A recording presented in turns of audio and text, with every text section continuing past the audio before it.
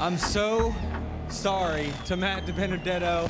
34 laps between here and Matt's first win at the Cup level. He is literally fighting for his livelihood. I hate it. I mean, just sorry. Now they're side by side for the lead. A little contact. Hamlin in front at Bristol. I wanted to win so bad. The checkered flag will fly. Hamlin wins at Bristol. Congrats to Denny. I know a win would mean a lot to that team. I'm not done yet. I'm here to win. I got to give it 110%.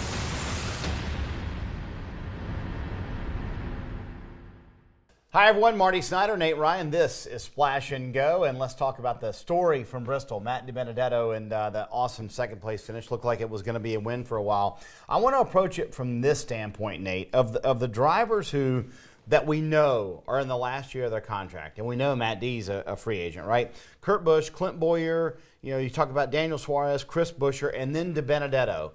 Is DiBenedetto the best of those that would be the #1 free agent you would pick if you had a team? That's a great question, Marty, and I think that's the question that was prompted by his second place finish at Bristol Motor Speedway. I mean, Denny Hamlin essentially said that after the race, that there are some car owners here that the pressure now shifts to them, that if your driver has been outrun by Matt DiBenedetto over the last 9 races, where he's had this incredible stretch in the number 95 Toyota, putting up some career best finishes like at Bristol, but also running well at New Hampshire, at Watkins Glen. He's been really strong, and so now if you're a team owner who has a driver who is either in a contract year, maybe he has 1 year left on a contract and has performance clauses that would allow a team to exit out of that contract, do you consider making a bold move and switching to a Matt DiBenedetto? Because he's available, and as Denny Hamlin so succinctly put it, either make this decision and hire Matty D, or maybe you're just going to be content with running 15th to 20th. I mean, this is something Dale Jarrett essentially said the same thing on our post-race show Saturday night. He feels like Matt DiBenedetto has done everything he needs to do to prove he deserves a Cup ride. Now the pressure shifts from the driver to the other team owners of will they make that move. It's an interesting thing because you have all these drivers who are in the last year of their contract, and they're maybe going somewhere else or trying to stay where they're at. And the entire garage area has been a fan of Matty D for the last few months.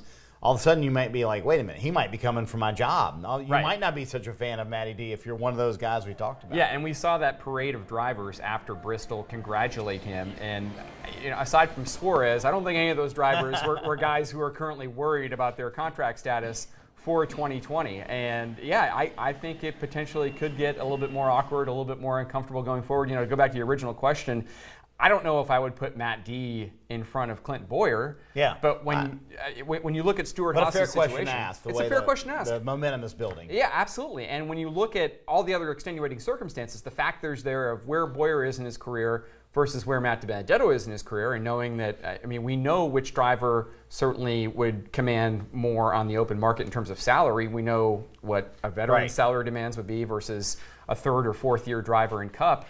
All of those factors, I think, will play into these decisions. And that can certainly make a difference for a team's budget. When you're looking at paying a guy $1 million plus, or this guy will take $500,000, that's a big difference. Yeah, these days, $500,000 goes a long way. All right, let's talk about Denny Hamlin, the big win at Bristol.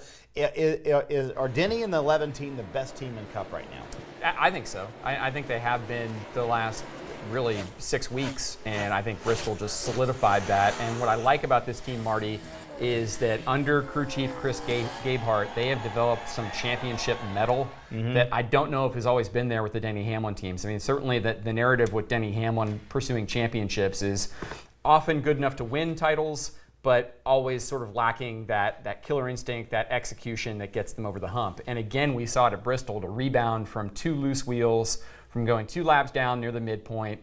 And Gabehart, I think, really is the difference. Not to disparage any former crew chiefs that Denny Hamlin has had. Mike Wheeler was his crew chief prior to this and obviously did a great job with DiBenedetto getting the second place finish. But I think Gabehart has instilled a certain brand of leadership and a certain sense of, hey, we're going to overcome any adversity that's thrown at us. And I think that is what makes Denny Hamlin this year the championship favorite. He's always had the speed. Now I think he's got that will and that team around him that can really just make things happen. And I think we're seeing a different Denny. I don't know if you agree. Yeah. The focus is different for him. It seems much more locked in on what he has to do between Friday and Sundays. He talked about it on the post-race show with Krista, Kyle, and DJ, Marty, that he is in a different place personally.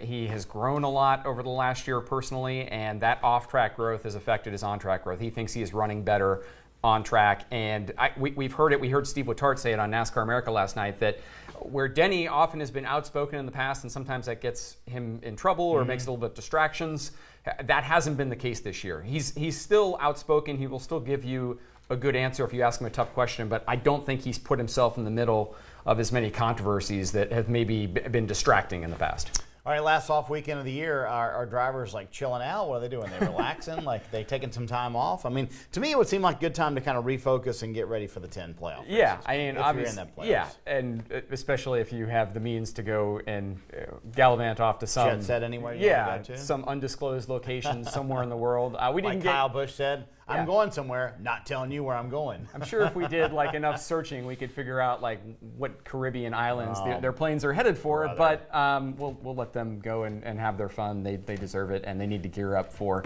the final 12 weeks of the year. Should be good. There you go. It's an off week for Cup, but not an off week for us on NASCAR America. Make sure you check us out 5 p.m. every weekday.